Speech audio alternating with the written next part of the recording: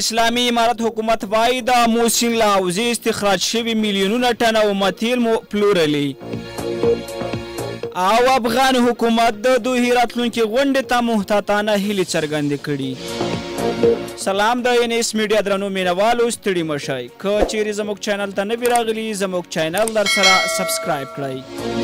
د اسلامي امارت د حکومت د قانون او پټرولیم وزارت د داوطلبۍ له لارې د افغانستان د آمو سیند له حوزې د استخراج شوو میلیونونه ټنه اومه تیلو د پلورلو خبر ورکوي. د دې وزارت ویان همایون افغان په خپله ایکس پاڼه لیکلي چې د قشقرې سیمې د استخراج شوو 80,000 ټنه اومه تیلو د پلورلو په داوطلبۍ کې 18 کمپنیو ګډون کړی و چې د یاما پټرولیم شرکت د لوړې بیې په وړاندې کولو سره ګټونکی اعلان شو. په دې اړه چې دغه تیل په څومره پیسو پلورل شوي څه نه دي ویل شوي، خو د ښاغلي افغان په خبره لومړنی قیمت یې شاوخوا 33 میلیونه ډالره ایښودل شوی و. د شمال د تیلو په دغه حوزه کې یو چینایي کمپنۍ پانګونه کړې ده.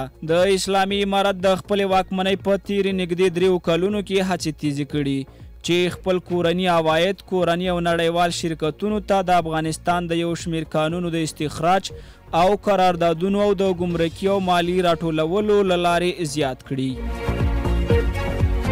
د اسلامي امارت د حکومت بهرنیو چارو وزارت د دوی راتلونکي غونډه کې ګډون ته محتاطانه هیله څرګنده کړې ده. دغه خبره د دغه وزارت مرستیال ویان ضیا احمد د ستراتیژیکو مطالعاتو له مرکز د بحث وروسته په خپله ایکس پاڼه خپره کړې. وړاندې راغلي د دوی د لومړۍ او دویمې غونډې پرتله دا ځل د غونډې د جوړونکو تعامل کې مثبت بدلون راغلی دی. د اسلامي امارت د بهرنیو چارو وزارت وایي ټاکل شوي د دوی استازي د دوی د راتلونکي غونډې په اصلي بحثونو کې ګډون وکړي، خو په وینا یې لا هم په تمه دي چې ملګرو ملتونه ورسره د غونډې د څرنګوالي وروستي جزئیات شریک کړي. د افغانستان په اړه د دوی 2 مخکینۍ غونډې د 2023 کال په می او د 2024 کال په فبرورۍ کې جوړې شوې وي. ټاکل شوې درېیمه غونډه د جون له 10 د جولای تر لومړۍ نیټې په دوحه کې جوړې شي.